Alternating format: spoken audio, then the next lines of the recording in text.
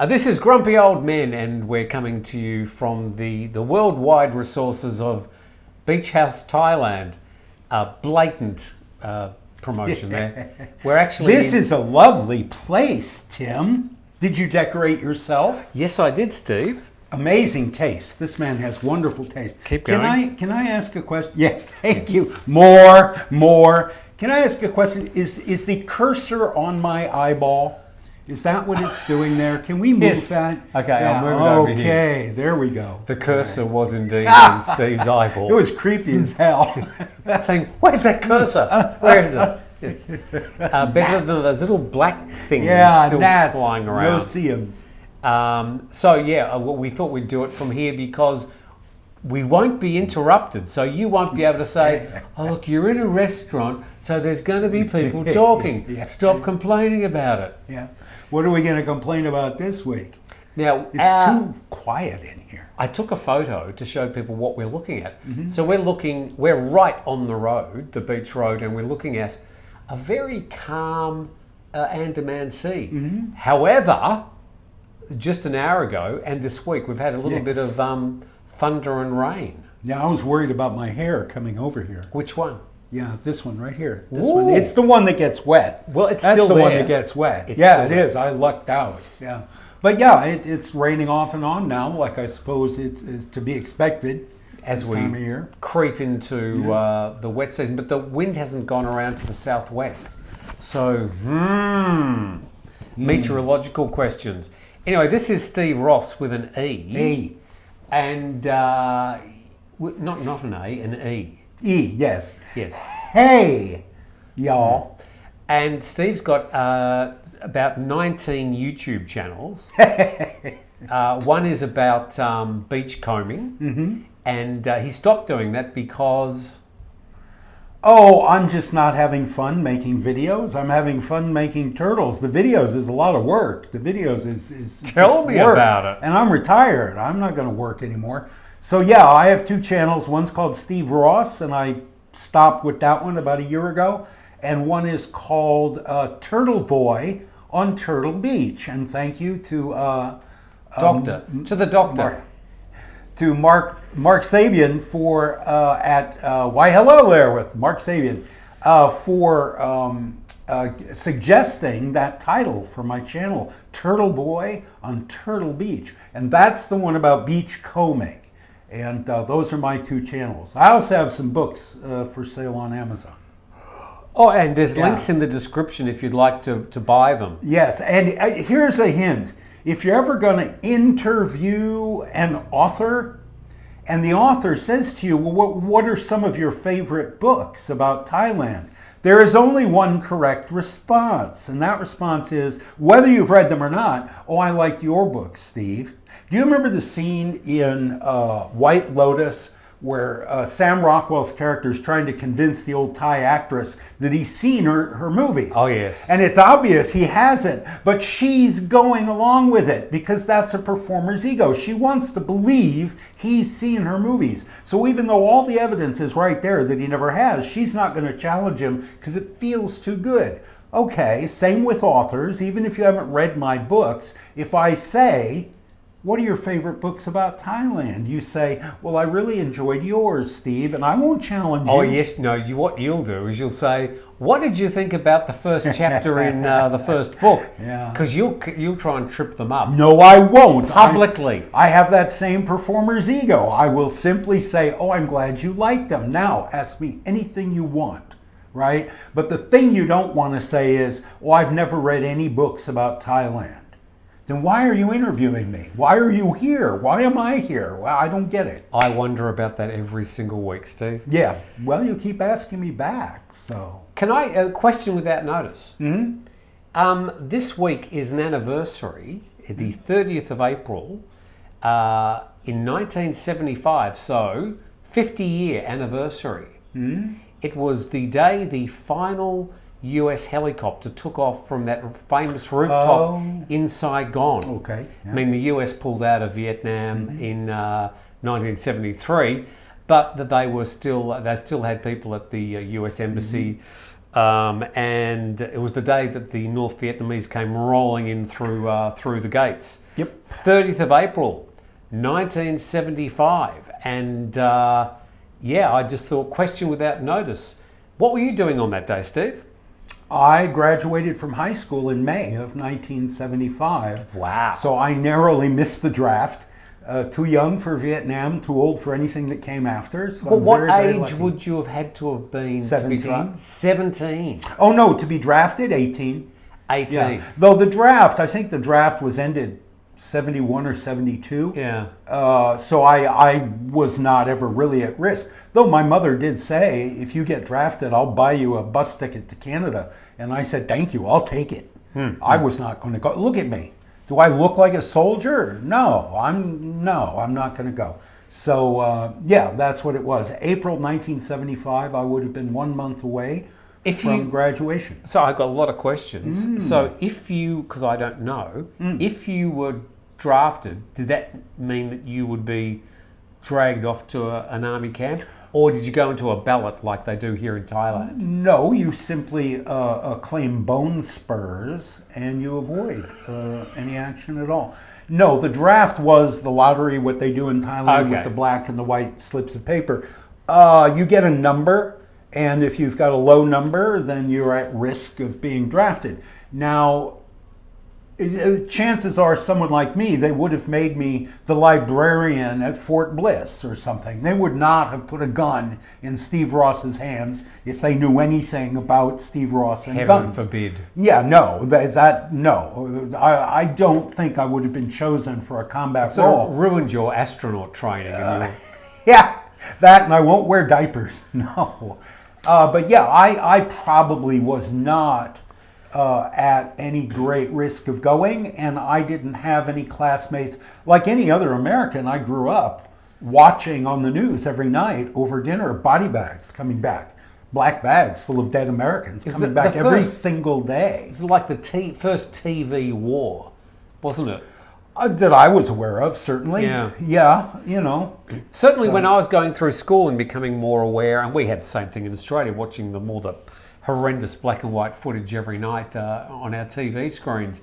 And my parents and I feared that because I was going through school, I finished in 76, that I would end up being conscripted. And that used to worry me quite a lot when I was young. The new Labor government in 1972, I think, stopped conscription. And it was at the same time the Australians were pulling out of Vietnam as well. They were fighting with the Americans, of course. Yeah. So it was a pretty big time for the world. And upon reflection, 50 years later, it's I'm putting words into your mouth, but probably not something that America generally feels particularly proud about. Well, I certainly don't. And I would mention, I think the number is 300 Thais died in Vietnam fighting on the American side. Really? Yeah, and a lot of those were civilian contractors for Air America. But there were military, there were soldiers fighting and shooting and getting shot from Thailand, supporting the American efforts. No, it's not anything. I marched in 72. I marched against the war, but our level, I would have been a sophomore in high school, our level of political awareness was, if we go to the march, we'll meet college girls and maybe, get to touch a boob or something. That was the only way. I did find on the ground after a march, I think I went to 2 or 3, a big red flag that said... I know what you were going to say there. With a big red fist and a big red star, and it said, "Fight for Socialism, Progressive Labor Party." And I hung that on the wall of my my college room and had that on my wall for 10 years. I had no idea what the Progressive Labor Party was or what communism was. I had tried to read Marx's correspondence with Hegel in high school, couldn't get 5 pages into it. I had very little political awareness, but I knew that America had stepped in shit and didn't know how to get out. Even, as a tween, I knew this was fucked. This was terrible. So just for those people, before you start commenting, you do have a couple of old woke lefties here, so we'll admit it before you start accusing us of being so. Yeah, I'm left of Lenin, baby. Not quite that far left. Yeah. Anyway, it has been a very busy week. I'm off to Penang on Monday. Will you miss me? Oh, of course, I miss you. I don't have object permanence. So every time we're not together, I think that's it. We're never going to see each other. You can have my portion of Malaysia. I used to go there on visa runs and just didn't find anything there for Steve.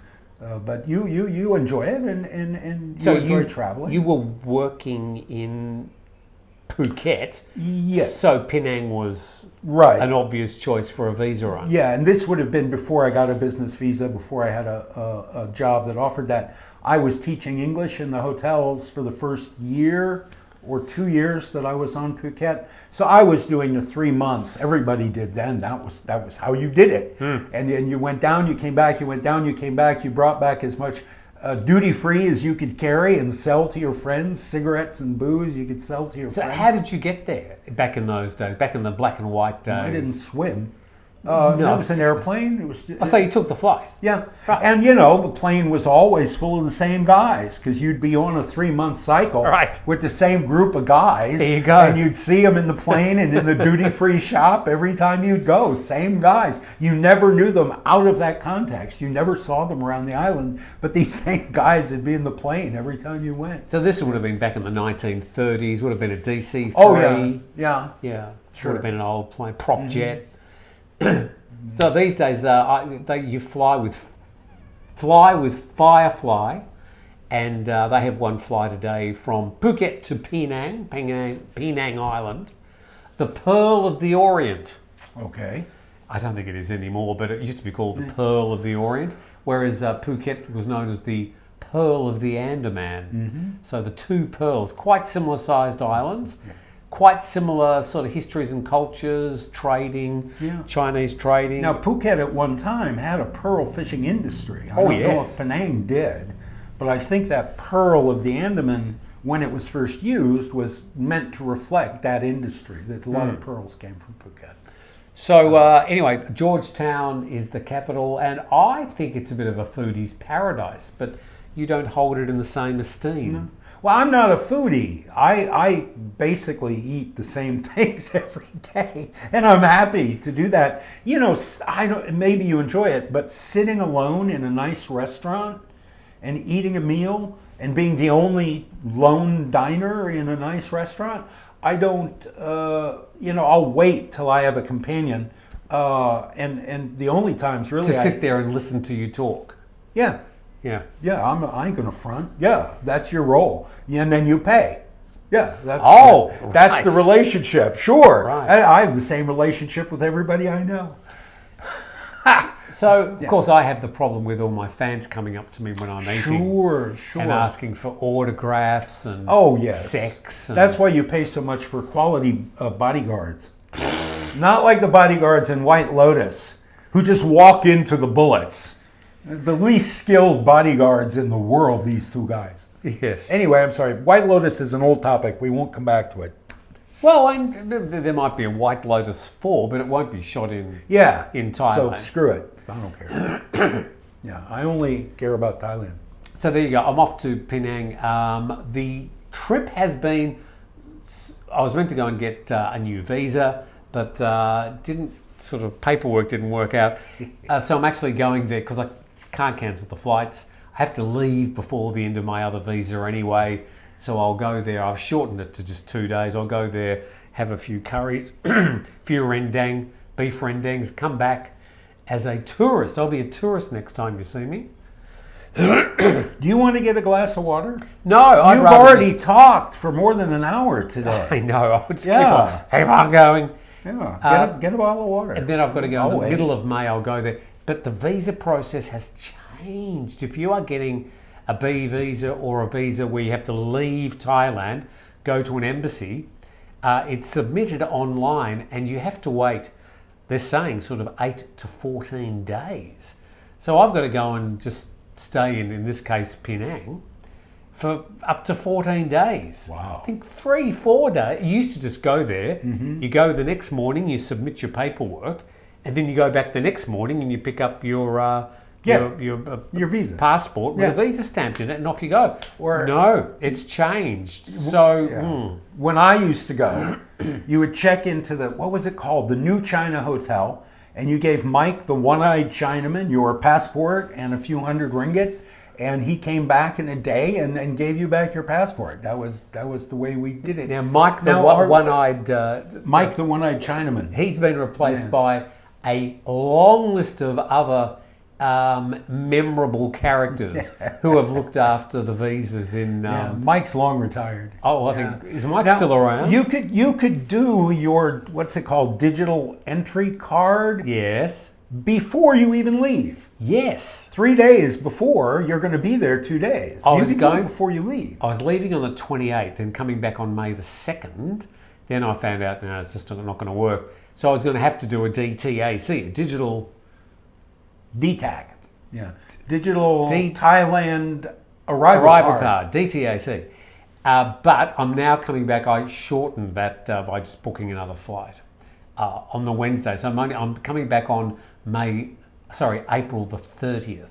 So I missed the DTAC. I should have just done it on the 1st so I could make a video. It begins on the 1st. Oh, yes. Okay, my bad. Yeah, my bad. I ain't paying attention because I ain't going anywhere. I don't expect to ever have to use it. I was going to say, with visas, if you can renew your visa here in Thailand, just do that. Yeah. Renewing them, well, this is a new visa, so I do have to leave the country. Even visa agents can't pull off that one. So yeah, a new category of visa. Yeah. So there will be videos coming out next week of Tim in Malaysia. Okay. Why is Malaysia a better place to retire than Thailand?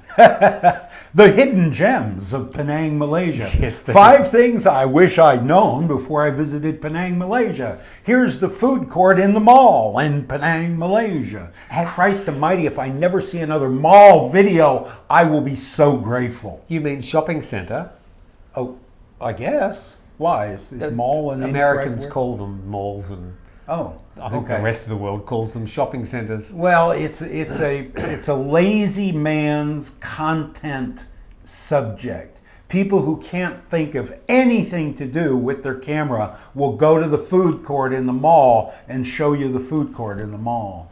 Walk around with a phone going up and down. Yeah, I'm so tired of people walking with their phones. I mean, Christ almighty. Sit down, put it on a tripod, and wear a nice shirt and shave, you bum. Yeah, this is from Gordon. You have shaved too. I think, I didn't look, I think this is Jim Thompson. Yeah, and this time I hit all the spots. I didn't leave big patches of old man hair. And you got your tooth in? You haven't got your tooth in? No, I haven't got my tooth in. Okay. My vanity only extends this far. Okay.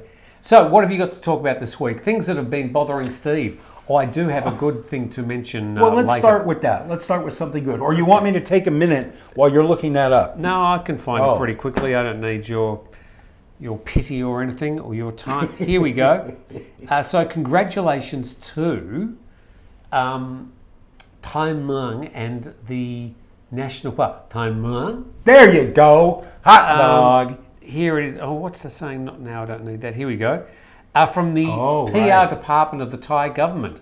Thailand's Tai Muang Beach, Hat Tai Muang. Yes. Located in Kalampi Hat Tai Muang National Park, Phang Province. Yes. Oh, in Phang too. Good job, dude. Has been certified under blah, blah, blah, blah, blah, for international beach management standards, encompassing essential aspects such as educating visitors and providing information, ensuring safety in beach and water activities. There's a sign saying don't swim in the wet season. Managing the environment. That's got lots of questions. Yeah. And minimising tourism impact, because there's not that many tourists. Anyway, congratulations to the National Park. Yes, and as I have a lot of interaction with the academic center there. They do a lot of education. Some weekends in the dry season, there'll be 300 Boy Scouts there or 300 Girl Scouts, and various school groups and things like that. And they do put a lot of thrust into education. I really think they do a good job here, and they deserve this. And it got a Green National Park Award. Yeah, I think Well these done. guys do a wonderful job. I've never been to the Kowlampi part of it, but here at Thailand, it's a wonderful park. And I wanted to ask you, since we're on the subject of Thailand, there was a thing in the paper about some kind of scandal that two of the tsunami warning towers disappeared from Phuket, and one of them was apparently installed in Thailand, and nobody knows why. Well, it's down here. It's on the campus of the Voc Tech College. I saw them install it and thought, oh great, we have a warning tower now. And as far as I know, they're just a big horn, you know, wah, so that they can make a noise. Next door, they've just put up a big tower as well. I wonder if that's... Did you see the big white tower next door? Well, maybe that's the one I'm thinking of. I have to look again when I go out. But I know we've got a big metal tower. It's about 30 feet, about 3 stories tall. Well, there's a big concrete tower just being built next door. Okay, well, I'll look on the way out.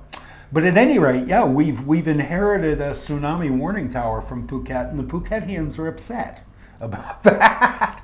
And I don't know what's ever... I never saw anything else in the news after the first blast of that, but... We'll be warned now. Never been, by geologic record, never been a tsunami on this beach. But there's money available for things like towers and all of these rally points. They've painted on the roads, this is where you have to go in case of a tsunami and stuff. Never been one, never will be one here. Okay. But there's money in the budget, so let's spend it. So the horn blows, I don't know, it's 4 o'clock in the afternoon. The horn goes, I don't know what sound it's going to make. What are you going to do? I'm going to turn up the volume on my computer and keep making turtles. So this I ain't is going it. nowhere. Very interesting. Yes, I think, well, I would heed the warning Okay. if I'd been educated to know what to listen Yeah. for. Because I've got, at my door, I've got a grab bag, which has got copies of my passport, other sort of documents. I've got about 1,000 Thai baht in there, and I've got a few It's right next to the door, you say? US dollars in there as well, right next to the door. What color is this bag? Is it heavy? Can an old man lift it and run with it? No. Oh, all right. Never mind. Go on. And we've discussed about the problem is that if everybody heeds the warning, everybody's going to go that way down the road There's because you only can't one go way that out. way. There's only one way out. Yeah. And we'll all get stuck at the road and then engulfed by the wave. Yeah, it's also, you'd have to go very, very deep inland here. It's very, very flat. So yeah, I'm not worried about it. No, I'm not worried about it. But You know, it's going to be the cigarettes that kill me. It's not going to be a rogue wave. It's going to be either the motorcycle or the cigarettes that kill me. how's So the smoking going? I'm enjoying every damn cigarette I smoke, and I smoke a lot. So you haven't given up again No, recently? No. Okay, good. To thine own self be true, says a famous father to a famous son.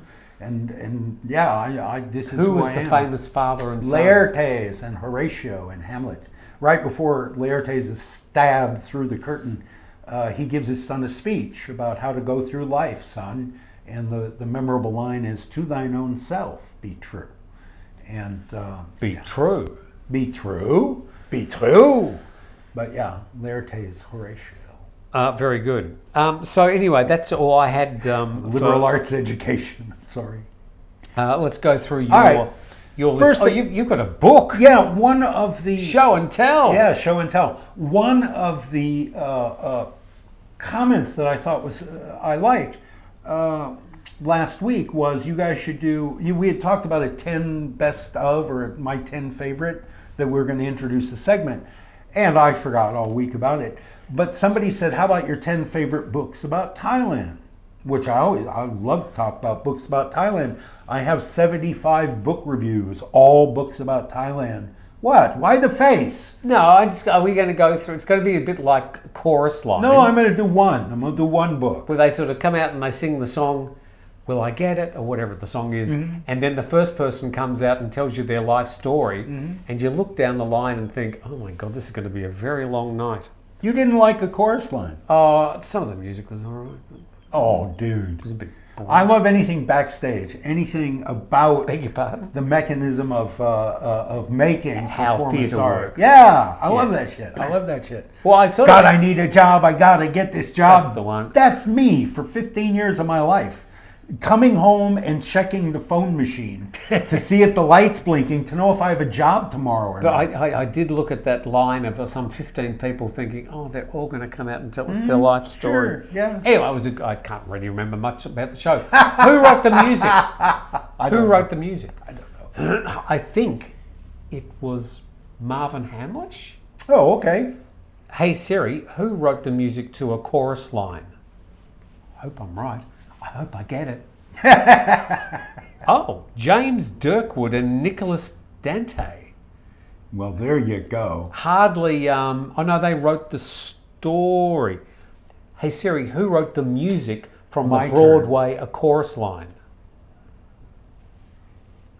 Oh my God, yes, use ChatGPT. Sorry. It's not worth it. It's not worth it. Well, They've already gone to Wikipedia at home.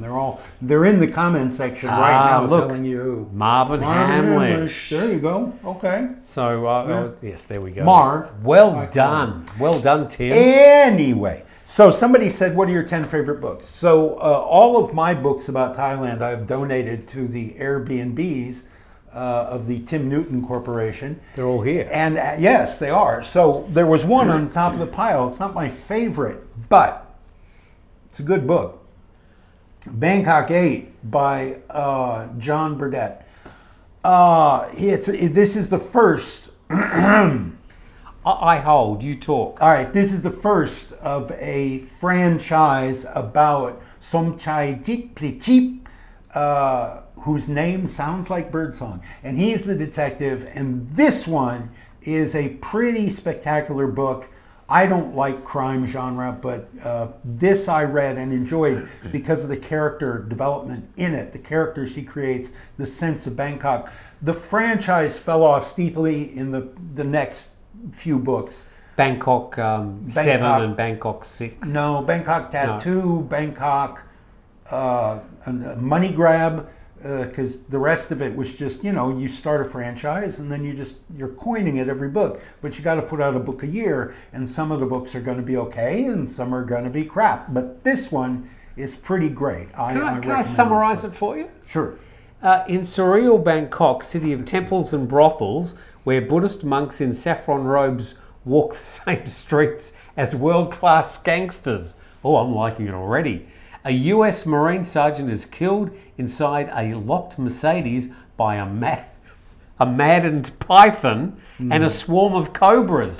Oh, I think I do want to read this. Oh, it's wonderful. You should read it. I hope it's big print. Oh my God, look at that. I won't be able to even see. The character, for a Farang to write, I think it's big print.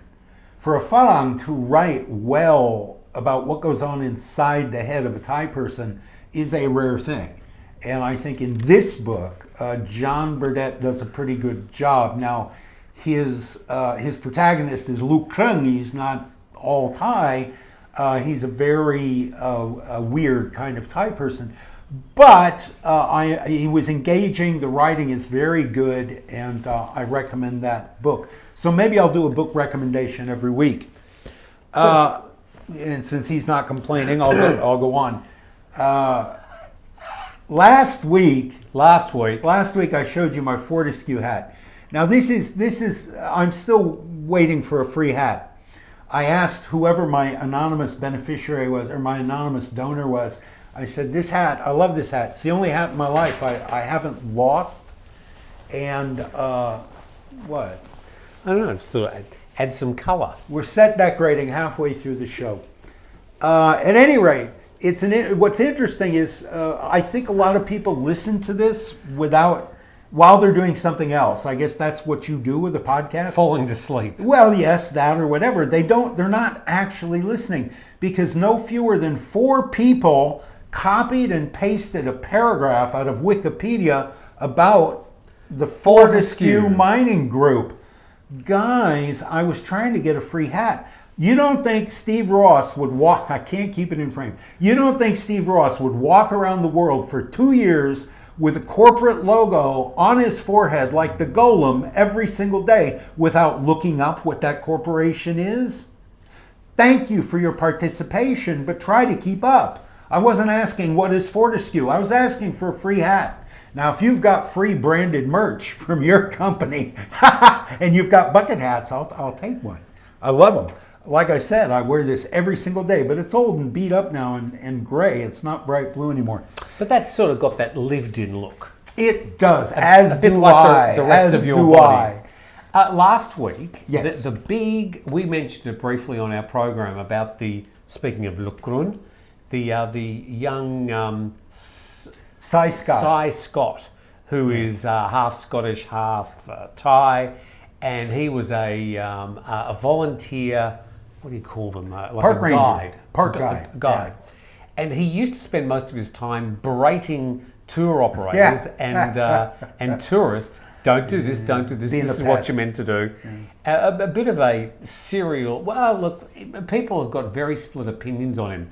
It has been, by far, the biggest topic on Thai social media over the week. And people are either there or there, like they are with most issues these days, with not a lot in the middle. So there was one particular Instagram post of a young Thai girl who went, Cy Scott's right, everything Cy Scott does is wonderful. The foreigner was an idiot, so she was on that side. So I thought, look, I'm just a little bit over this. So I did respond. So I said something along the lines, it was very, very moderate. I think both sides could have handled it better. Some Thai people don't really understand the word PHANG in the same way that foreigners understand it. What might be insulting to one person may not be to the other. Very sort of moderate statements. Well, off they went. So I'm now apparently the most evil, horrible person in the world. Some people saying, oh, you've got a YouTube channel. We know where you are. That's a nice response. And other things like, go home, Aussie. and of course, go home, Farang.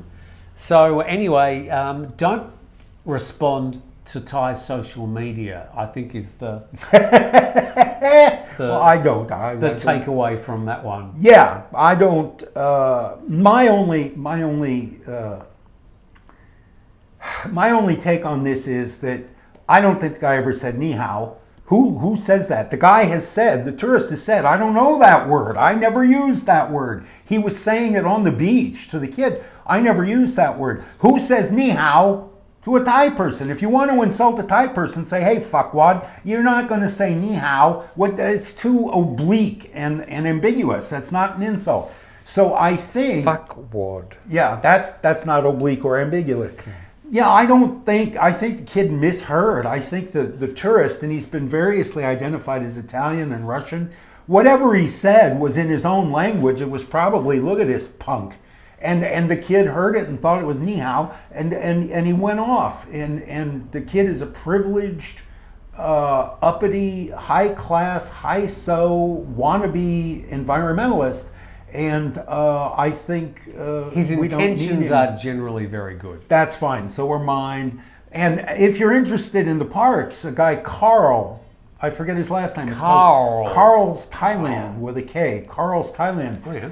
He's a Farang guy, UK, I think. I've met him once, and I think the accent was UK. And he was this very thing, a volunteer park guide for many, many years, like 20 years in Thailand. And his channel is all about climbing mountains and rappelling back down and fording rivers and sleeping in the weeds and stuff. And if you're really interested in the parks, Carl's Thailand is a real good resource. Me, I don't sleep outside. The day my son won his eagle and we didn't have to go camping with the Boy Scouts anymore, and I knew I'd never have to sleep in a tent or shit in the woods again. Won his eagle? What's winning an eagle? You know an Eagle Scout? You've never heard of Eagle Scouts? I was a cub. I don't think I made it to Scouts. Oh, well, Cub Scouts. Eagle's the highest rank you can achieve. Ooh. Yeah, 11 of the 12 men who've walked on the moon were Scouts. Scouting for a divorced father of a son, scouting, or even a daughter. I was a Girl Scout leader too. Scouting is a wonderful, wonderful resource for a divorced parent. And I went through every single camp out, every patch, every feather, every bead with my son. I think recently the Scout movement has not fared well from a public relations point of view. Certainly in the United States. In the United States, yes. And that's unfortunate. It is headquartered in Texas, and it is something that, you know, I dealt with that, you know, compulsory prayer before meals. I'm an atheist, or at least an agnostic. I don't want me and my son to be forced to say prayers before we eat, but we went along with it because the benefits of scouting were so terrific.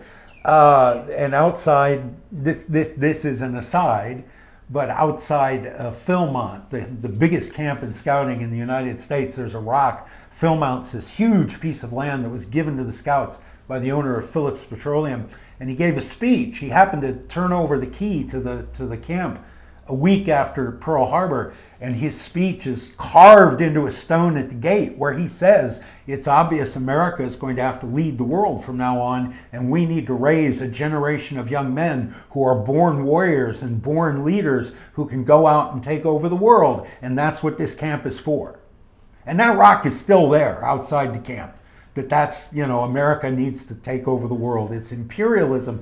So that part of scouting, yeah, I was not on board with that, but that's actually a very small part of the experience. All right, that's all I'm going to say about scouting. Now, speaking of your religious convictions and people taking offense, yeah, you dropped a joke last week.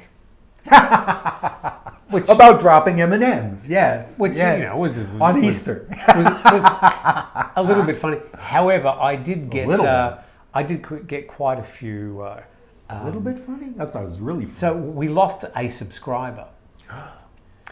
Mind you, I've gained 2,900 subscribers over the last month, but we did lose this very important subscriber. Yes. Who was very taken aback by your joke, inopportune being Easter. And he also mentioned the Pope dying. I'm thinking, well, actually, the Pope died about 3 or 4 days later. Anyway, thank you very much for coming. But I have to sort of agree with Ricky Gervais on this one. Whereas when it comes to humour, and please don't take us even slightly seriously, anything's up for grabs when it comes to humour and jokes.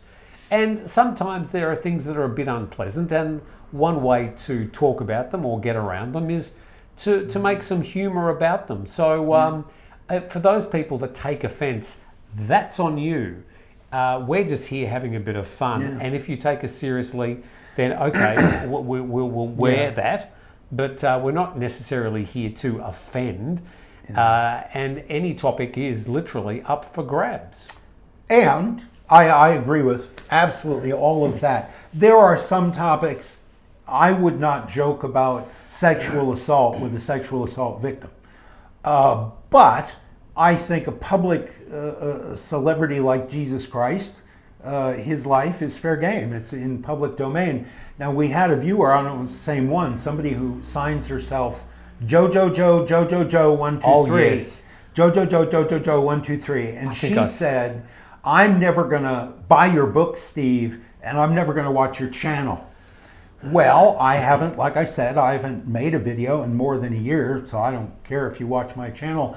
And I've been pimping my book since 2006. If you have not bought a copy of my book yet, of any of my books, then you're not going to. So, Jojo 123, carry on, my wayward daughter. So that they sent me quite a long stream of messages, but they went one better. They even called up 5 Star Marine and spent half an hour berating Sean standing on the phone. That is commitment. Listen, I wish I had a sponsor so you could do that. I would love to show you that Sean's attention. I'd love to show you Sean's messages. Anyway. Who have I got that they could call? I don't have anybody. Shit, you're just going to be satisfied with not buying books you were never going to buy anyway. And you know, she's going to keep listening. She's going to keep watching. The haters come every week. Oh no, they unsubscribed. They've vanished into the ether. She's got 3 or 4 names online, and she's going to come back. You've got Narelle's notebook. Right I got next Narelle's to you. notebook. Oh, I just want to thank. Oh yes, Mr. David Weed, Maricopa, Arizona, who sent me this from the United States. It got here. Stop! Don't touch my stuff. I want to see who it's addressed to. Steve Ross, I can't Turtle remember. Beach, Thailand. Okay. Yeah, just that much. No street address. So the post office must be going, where are these weird letters coming from? No, well, I don't know, but they know me. They don't need a street address. Tracy Harrison of Vancouver, Washington. Well, there's money in here. No, those are coupons for Burger King. Burger King, yes. He sent me Burger King coupons. Do they work here? I haven't, it just came. It just came yesterday. I haven't tried it. We don't have a Burger King here. Where's the nearest Burger King? Phuket? Phuket's the nearest Burger King. Is there a Burger King in Khao Lak? No. There's a McDonald's, though. You've checked. Well, I have driven through the rain over the mountain to Khao Lak to eat a fish sandwich at McDonald's. Sometimes you just got to have PHANG food, you know. But these two people, now Tracy did leave the E off of Ross. Oh! Which I'm gonna take away style points for that, Tracy. Yeah. But what I've discovered, people in Thailand can't do this. In Thailand, the post office will bring you your letter back and say, put a street address on there and put Steve's phone number on there. So in Thailand, you can't send this to me. But apparently from the USA, I've had 4 letters now from the USA. Steve Ross, Turtle Beach, Thailand, that's all. And they've gotten to me. Did you notice the Muang was not spelt correctly? Oh, I did not notice that. Yeah, M-U-E. It is sometimes on signage spelled M-U-A-N-G. Oh, yeah. Or, yeah. But M-U-E-A-N-G we will accept in special circumstances. Yeah. But Turtle Beach. What happens if they don't put Turtle Beach? They just say Steve Ross, Turtle Beach, Thailand. Do you think? I don't know. I don't know that anybody's ever tried that. Probably not, because I think at the sorting facilities in Bangkok, they wouldn't know that Thai Muang is Turtle Beach. They don't know. Somebody's going to give it a try, though. I know. Well, their letter will come back. Let us know how the experiment works. Thank you. All right. Narelle's notebook. Brought to you by White Labs, Pattaya. I'm sorry. Oh, you want to start with Steve Got It Wrong? Oh, well, it's a favorite segment. We got long enough? Yeah, Steve's got it. Well, we won't get through all of it today. But last week I said we were discussing the meaning of the word ghetto. And my point was it has nothing to do with wealth or lack of wealth. And there were plenty of wealthy African Americans in Harlem in 1920 and plenty of wealthy Jews in the Warsaw Ghetto. People wrote in, nobody wrote in about wealthy Jews in the Warsaw Ghetto. Everybody knows that's the fact. But a couple Americans wrote to me and said, you have a weird definition of the word plenty of. Well, I think you're right. There was probably less than 1% of the residents of the ghetto in Harlem in 1920 who were wealthy. So I take that back. I'll simply say there were wealthy black people in Harlem in 1920, and they were funding along with some white donors, they were funding the Harlem Renaissance. But at any rate, yeah, that word plenty of, I probably shouldn't have used that. All right. Next. Iowa, my home state, it turns out, did participate in the Civil War on the Union side, and several Iowa towns that I'm familiar with are named after Union generals in the Civil War. So I blame lifestyle choices. Certainly the public schooling I received in Iowa would have included Iowa's participation in the Civil War, but I don't remember anything like that. I don't remember anything before yesterday. Would you be able to draw a sort of a fairly straight line referring to southern states and northern states during the Civil War, or was it a bit sort of all over the place? No, the Mason-Dixon line was I believe, the hard and fast line between the eastern states. The Western territories, like Missouri, Oklahoma, and places like that, were split and divided whether they wanted to keep slaves or not. Oh. And yes, that was something else. Somebody took me for task and said, the Civil War wasn't about slavery. Man. Yeah, the banking crisis of 1857, no, the legacy of the Civil War is the end of slavery. That is what the Civil War did for the United States. Reform of the banking laws to favor the agricultural states and states' rights, no, it didn't have anything to do with what the lives we live now. The end of slavery is what we got out of that war. So I'm going to stick with that. I saw the movie Lincoln, and that's what happened. Yes. Yeah, you know what I loved about that's a Spielberg movie, isn't it? And it's all lit with candlelight and oil lamps. The whole thing, it's dim, it's dark, it's murky, as life was at that time. I love that part of that movie. Otherwise, it was drudgery and dull. But the lighting was pretty. His commitment to verisimilitude in his art was. I beg your pardon? No, Very Spielberg. There he is, right there. Steven Spielberg. Yeah. You're right. Yeah. Steve got it right. Alert the media. Steve got something right. Oh, and people who said whatever the definition of ghetto is, perhaps enclave is a better word. The Phalang enclave. Yeah, okay. Patong, the Phalang enclave. Walking Street, the Phalang enclave. Yeah, I'll go along with that. But more interestingly, there is on Netflix a movie called The 800, a Chinese-made war movie that is just spectacular. But what it's about is a battle between the Japanese and the Chinese that took place on the side of a river in Shanghai in 1938 or something. But on the other side of the river was the British enclave. And particularly along the beach was all the casinos and brothels. So as this battle is going on one side of the river, on the other side of the river, all the Brits are standing there with their beautifully dressed mistresses, and they're drinking and they're snorting cocaine and they're smoking cigarettes in 3-foot-long cigarette holders, and they're taking bets on this battle that's raging across the river, none of them knowing that in a month they'd all be in concentration camps. All the Brits were rounded up and put in concentration camps. But just that, it's a beautiful, beautiful, dramatic tension between the death and murder and dismemberment going on one side of the river and the party cruise going on the other side in the enclave, in the British enclave. Do you have the 800 is the name. That theatre of war is perhaps lesser known or lesser written about than perhaps what was happening in Europe at the time, and even the US being dragged into the war. But do you have a favourite World War II movie? I only ask because as you were talking, I was thinking of one that I would call the favourite. Empire of the Sun. There you go, yeah. Other than introducing the world to Christian Bale, which I think was a terrible mistake, that is Spielberg as well, isn't it? Oh my God, that's a good question.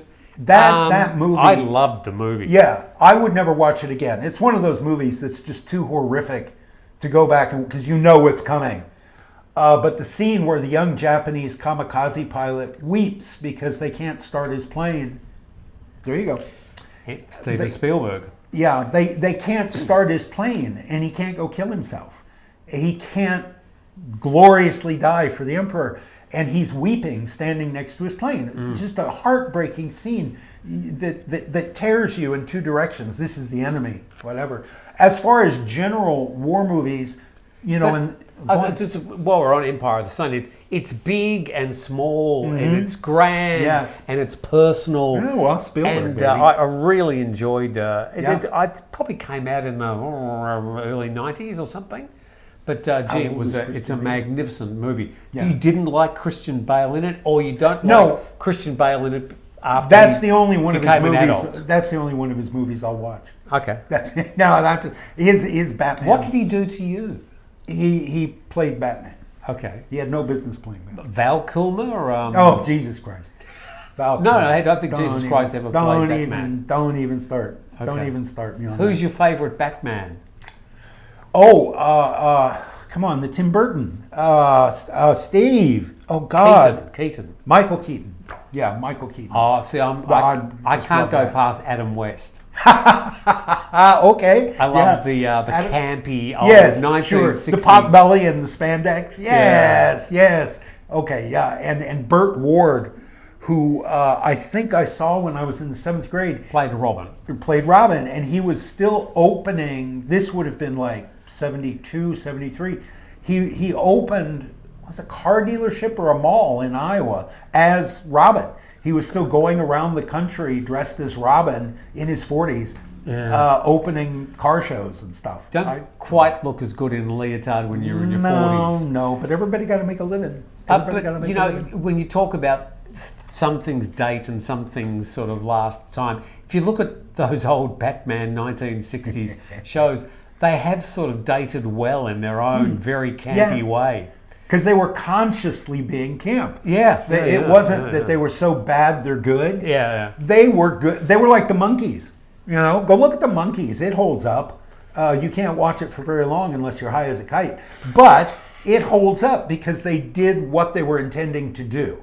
And like John Lennon said, these 4 guys aren't trying to be us. They're trying to be the Marx Brothers, which is true. They were these 4 goofy comedians, and it holds up. It holds up.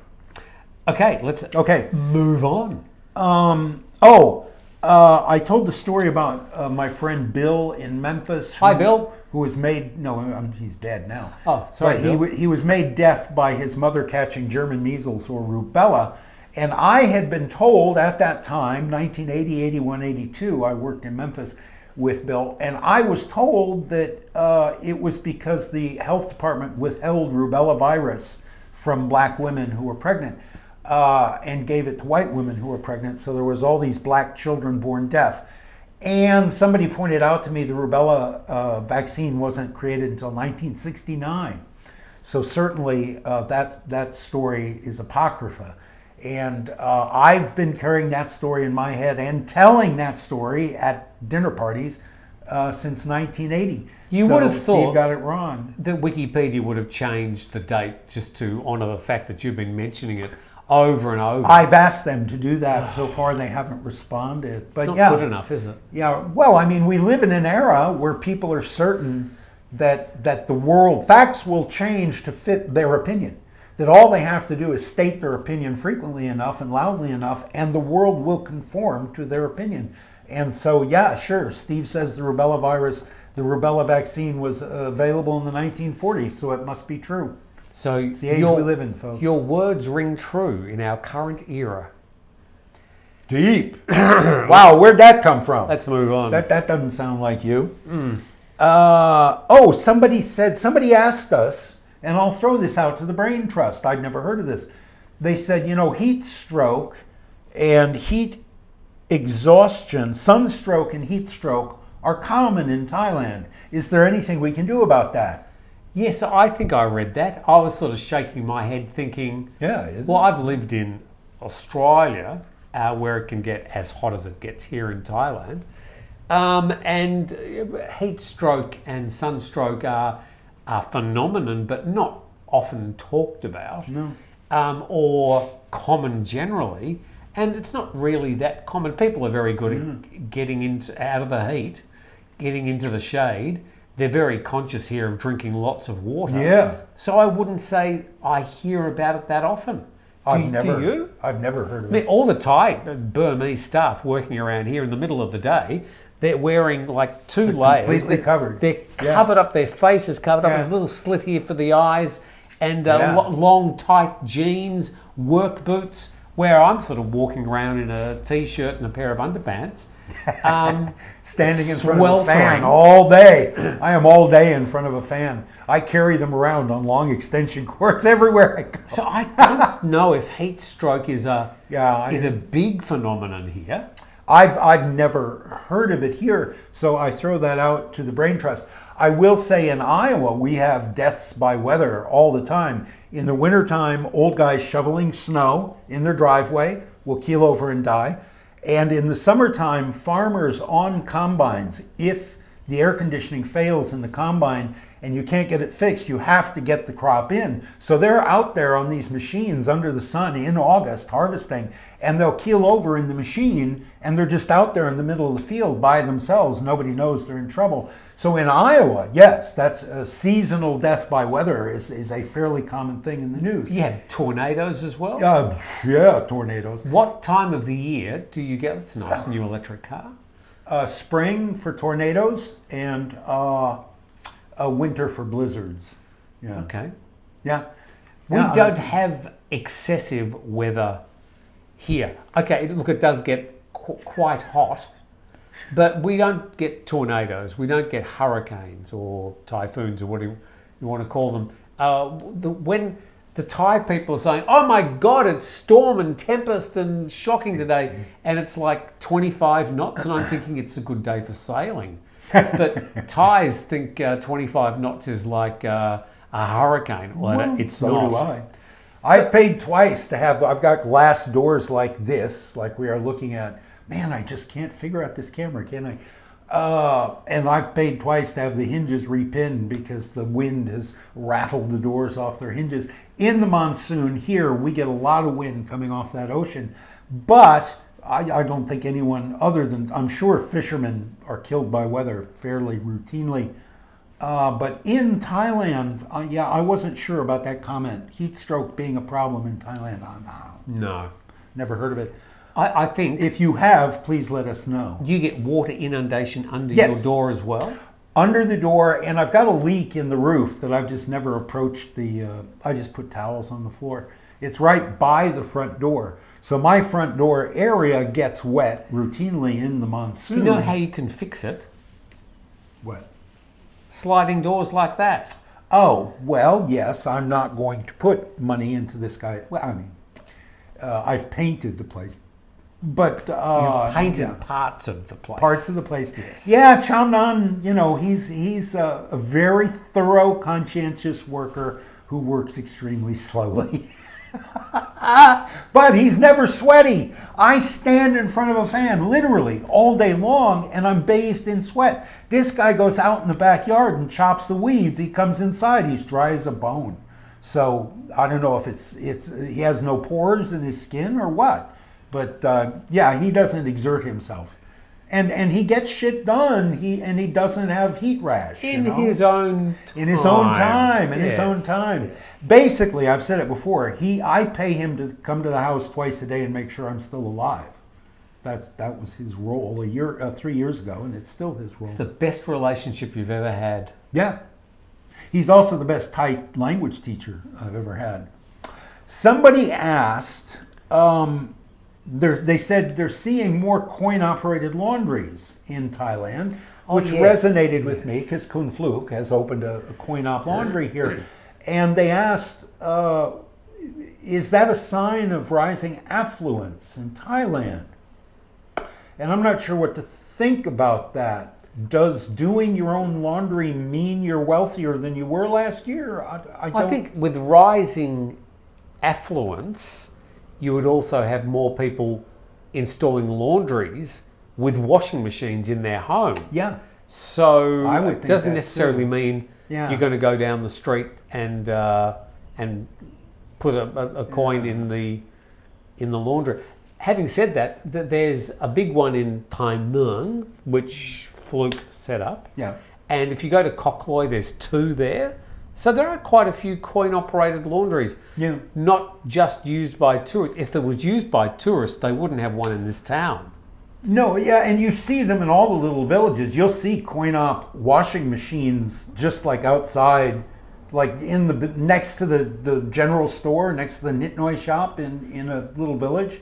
They'll have coin-operated machines because I think women today, even Thai women who are, let's face it, doing most of the laundry, would rather do it in a machine than do it by hand. And so Sure. maybe he's asking, does that mean now these women have 5 baht to put in the machine rather than wash themselves? I don't know, but you see them everywhere. It's not a touristy thing. You see them everywhere in Thailand. So again, I throw that out to the Brain Trust. What do you think about coin-op laundries? And do we think, is Thailand more affluent than it was 10 years ago? Oh, yes. Okay, there you go. I wasn't here 10 years ago. Whole of Southeast Asia, just the middle class exploding. Yeah. Now, if we have any Dutch viewers, somebody said last week... From the Netherlands? Yes, Dutch or from anywhere else. Are they now Netherlandians? Are they? I don't know. I don't know. Dutch. Yeah, the lowlands, the low countries. Somebody said, we were talking about the word Yankee and where it comes from. I said it comes from a Spanish word. And somebody said, no, Steve, it's Dutch. Yankee is Dutch.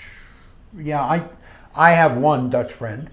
Well, I have two, actually, but I asked one, and he said, no, it doesn't sound like it. Yankee in Dutch means a person who's crying. Oh, well, there you go. Yeah, maybe that's it. Americans are crying. Yeah, I don't think it's Dutch. If any Dutch people out there know it is, or if anyone can cite a source, simply provide a link to a source, a credible source online, the OED or something that says that, then I'll believe that. But I at the moment, I will stick to my guns. I think it's a Spanish word. The land of dykes. Yeah. Oh, somebody last week recommended, I said I like watching animation, and particularly claymation or animation done with objects, and stop motion animation, claymation.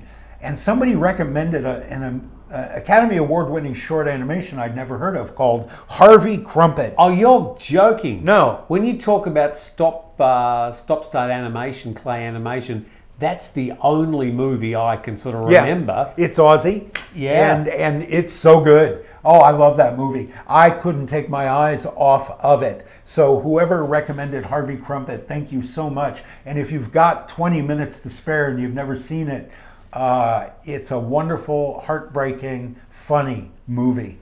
Harvey Crumpet with a K, K-R-U-M-P-E-T. Was Godzilla in the sort of the 40s and the movies, the Japanese movies, was he was a lizard, was he? Or a real lizard, or was he claymation? Oh, no. His backstory is he's a real lizard that was changed into a monster by nuclear tests. No, but he's a man in a rubber suit. Oh, and really? that actor made a fortune going to science fiction conventions and signing autographs. You never see his face. But that he's dead now. But that original actor made a whole career. He got paid 100 times more for having been Godzilla than he got paid to be Godzilla and stomp on a cardboard Tokyo. Yeah, that's all a man in a rubber suit. I thought it was like a monitor lizard or something, which is quite big. There you go. Well, whatever he was mutated by radiation, because of course in post-war Japan, radiation was a big deal. People were watching their grandparents who had lived around Nagasaki and Hiroshima dying of radiation poisoning. So the effects of radiation were a big deal. And the subject of Japan being defeated, you couldn't really talk, as I understand it, you couldn't really talk about it. They avoided that subject, but they were still thinking all the time about Japan being defeated. And so having this monster, this atomic monster come out of the sea and stomp cities into rubble, it resonated with the Japanese audience. So that's and Gojira, you know what Gojira originally was? The name is Gojira, not Godzilla, Gojira. And it's the wind that came, you know how the Spanish Armada was destroyed by a storm and saved England? Well, the Chinese Armada in the year 1120 or something was destroyed by a storm before they could invade and occupy Japan. And the name of that storm was Gojira. So the mighty natural force that destroys man is dum dum dum dum. Mazda, Daihatsu. Okay. Oh, I had a friend who could speak fluent Japanese auto car. He could string all the names of the cars together, and it sounded like he was speaking Japanese. Nissan, Toyota. I'm watching Yamaha. For the third time, Kukam, a very famous Thai book that's been turned 8 times into movies and TV serials. So I watch it with the captions on, and it's a star-crossed lovers. It's a Romeo and Juliet a Thai woman and a Japanese soldier during the occupation, if you want to call it an occupation. And very famous book. Any Thai person you know has seen Kukam at least 3 or 4 times. Every young actor of every generation wants to play these roles. So I'm watching it again. And one of the things I've noticed, you know the expression, "Oi!" Thai people, when they drop something, "Oi!" Oi! Or they get surprised. Yes. Oi! Oi, yes. So this happens over and over and over in the show, of course, and it's translated either as sheesh, S-H-E-E-E-E-S-H, or jeez, J-E-E-E-E-Z, sheesh or jeez. Oi! While we're on Japanese early TV shows, I did have, when I was growing up, a real favourite Japanese TV serial that I loved watching. Actually, there were 2. One was Prince Planet, which was animation in black and white, but it was Shintaro the Samurai, and it was real life in black and white, and sort of real Star Wars. You know, the black people in black are the baddies, people in white are the goodies, and there's the damsel in distress and the whole thing. And they used to have these metal stars. Oh yeah. And they'd jump up on buildings, the ninjas, which they do by having somebody jumping backwards onto a mattress and then reversing it. And it was, of course, it dubbed into English, and the lip syncing was atrocious, such that sometimes they had the translation in another scene for another scene, and the lips. These days they try and approximate the sort of speaking while the actual mouth is in motion, but they didn't really bother about that with Shintaro the Samurai. If you type it into your YouTube machine, you'll be able to enjoy a few episodes. I used to love it. I don't remember seeing those. The names are a little familiar. Those throwing stars, I think, are called shuriken. Shuriken. I don't know, but yeah, the little pointy throwing stars, shuriken. You must come from fighting province. Your kung fu no good here. Okay, that's my contribution. Jewish? Yeah, that's my old Jewish man accent. The last thing I have is that we had asked why we can charge a phone in a car but not charge a house. And apparently coil induction is dependent on proximity. It doesn't work more than a few millimeters away. Yeah, so because I always used to say, you got the car pad here and you put your phone on it and it's basically touching it, but there is a couple of mil gap. And so I asked the question, how the hell does the electricity go from there into there? I just thought that was like, wow. Yeah. But you're saying it only works very short distances. Well, though somebody pointed out, if you live near high tension wires, the big load electric wires, you can put some sort of coil in your backyard and you can get free energy off those wires. And that would be easy enough that in the United States, that is a crime. To steal electricity by putting one of these coil inductors in your backyard and steal it from the public utility is a crime. So apparently, because those wires are, like 50 feet up in the air, apparently, depending on the size of the voltage or the amperage going through, you can do it from farther away. But it's not efficient. Nobody's ever been able to make it work efficiently. You're paying more to gather this than you would pay simply to pay the electric company for the electricity. Get a solar panel. Or read by candlelight, I suppose. I believe that is everything in Narelle's notebook. And so the book closes, it's a bit like the end of the Magic Circle Club. Well, that's it, children, for another week. And as we put the book back on the magic bookshelf, and we look forward to tales of the amazing and unexpected next week. Another favourite TV show of mine on Australian TV, I'm absolutely sure it never made its way to the States, was the Magic Circle Club. Yes. With Sue somebody and Fred Bear. Fred Bear was Ted Dunn. He was the prop guy at Channel 10, and he used to put the bear suit on once a week.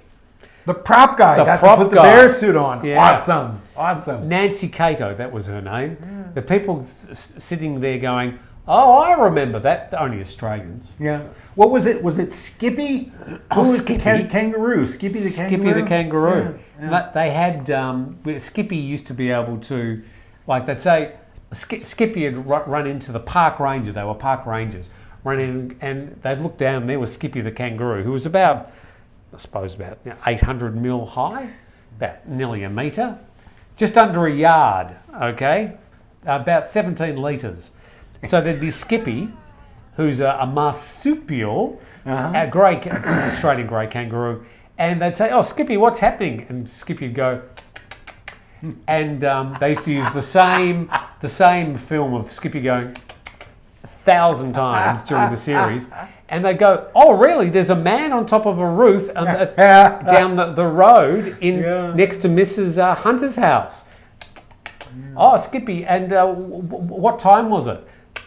"Oh, 10:30. Okay, well, we're coming now, Skip. And which direction was it?" And so they got this, I don't know, they'd cut the paw off some dead kangaroo. And so they would have it on a ruler. And so you'd see this thing go, pointing. "Okay, we've got to go that way." Yeah. Oh, but we loved Skippy. Yeah. There are apparently 3 or 4 Skippies because they couldn't use the same. Skippy was actually a girl. Female. So, Lassie was a male. And they used to keep Skippy in a brown bag in the corner of the studio. Poor thing. In the days before there was people looking after animal care, there was Flipper. So Skippy was just an Australian flipper.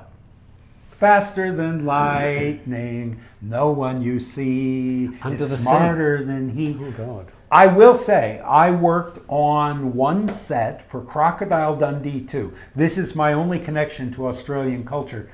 It's the first set in the movie, Crocodile Dundee 2, not the first one, the second one. Crocodile Dundee. And and he comes home, he's been fishing with dynamite in New York Harbor.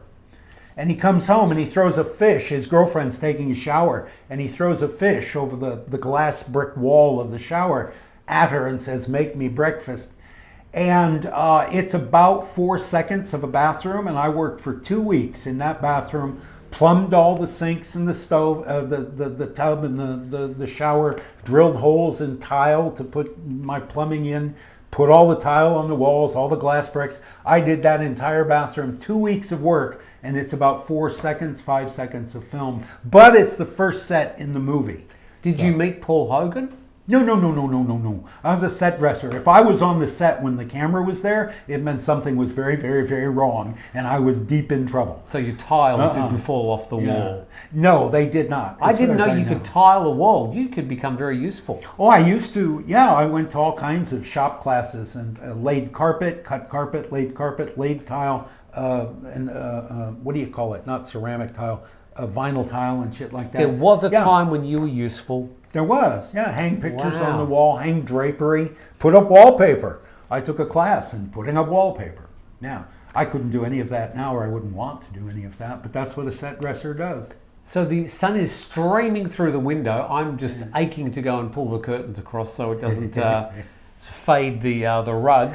But thank you very much to Steve Ross. A round of applause, everybody. Thank you, Tim, for inviting me. As always, I'm flattered, and I very much enjoy this. Thank you very much. Well, thank you for coming. Now, next week, are you traveling? Or are we not? I'll be back. Oh, so we'll do this next week. We'll see. We'll try to do this. Maybe we'll get it right next week. Tune in and see. Yes. It could happen. You don't know. It could happen. And we look forward to your Steve got it wrong comments. Yes. And also any complimentary comments about my beach house. There's a link in the description if you'd like to stay in this or any of the other 6 beach houses. And I'm saying that because I don't have a sponsor anymore. So there you go. I have my own sponsor. Thank you for watching. Thank you, Steve. Thank you, Tim. Thank you to the camera crew. Thank you to the lighting department. To makeup, catering. Big thank you to you. Oh, big catering. Yeah, yes, big thank you to catering. Thank you. And next week we're bringing water. We'll see you next time. Bye-bye. Bye. Oh, bye.